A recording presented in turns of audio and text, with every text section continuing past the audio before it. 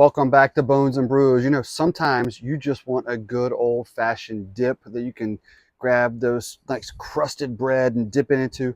That's what we're going to do today on the Weber Smoky Mountain. We're going to go with a 4-cheese bacon and spinach dip. Let's get started.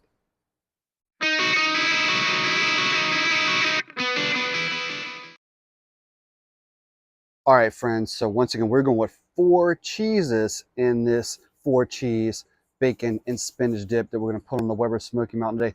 I got that Weber Smoky Mountain sitting at about 300 degrees, nice and warm for this dip. So let me show you what cheese we're going to use. We're going to start with an 8-ounce block of cream cheese.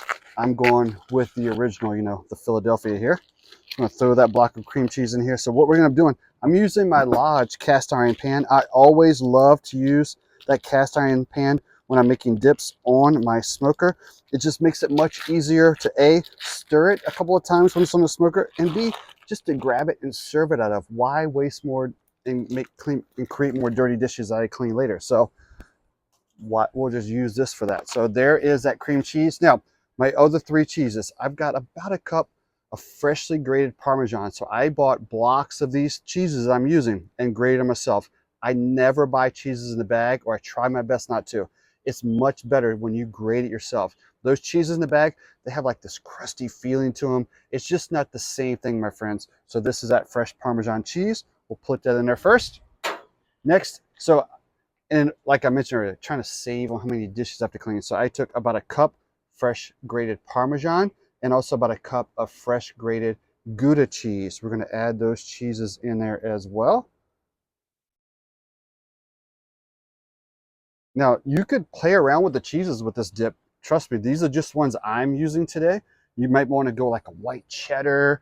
Maybe you want something a little more spice, maybe like a pepper jack. I mean, you got this habanero cheese you want to use. Oh, get creative, my friends. It doesn't matter. All right, next we're going to do is we're going to add in some sour cream. So I'm going to go with about what will be hopefully about a 1/3 cup of sour cream. We're going to throw in here as well. Not too much.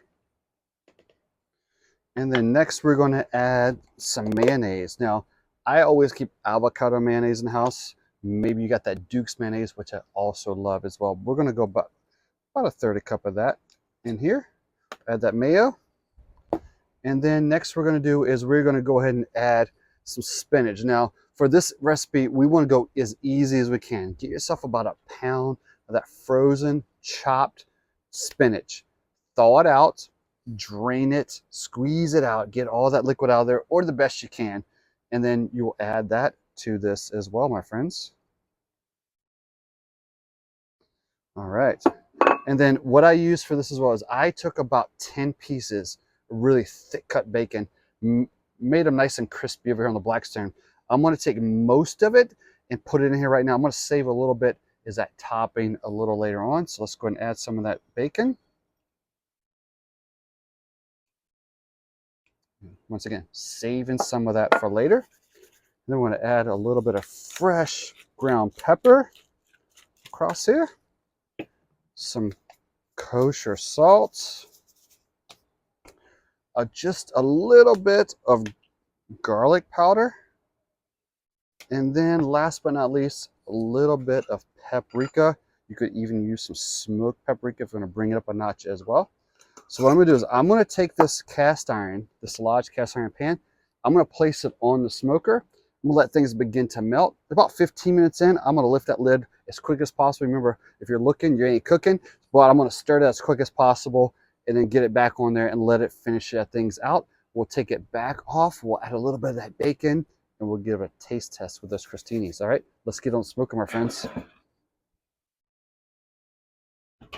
All right, friends, let's grab that 4-cheese bacon spinach dip off that smoker and give it a taste test.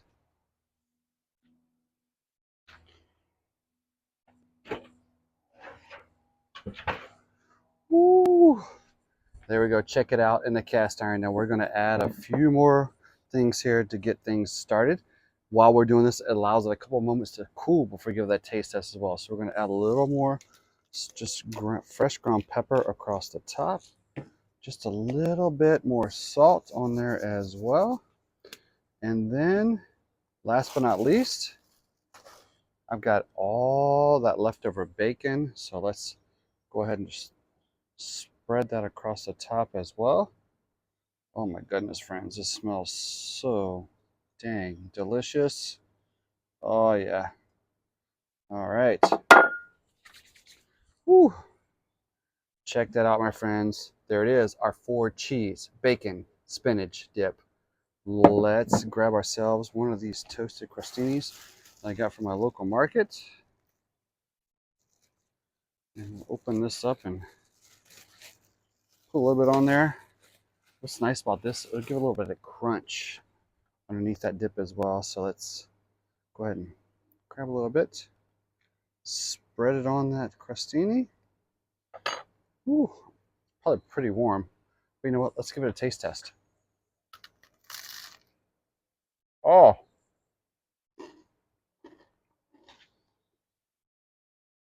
oh yeah, my friends.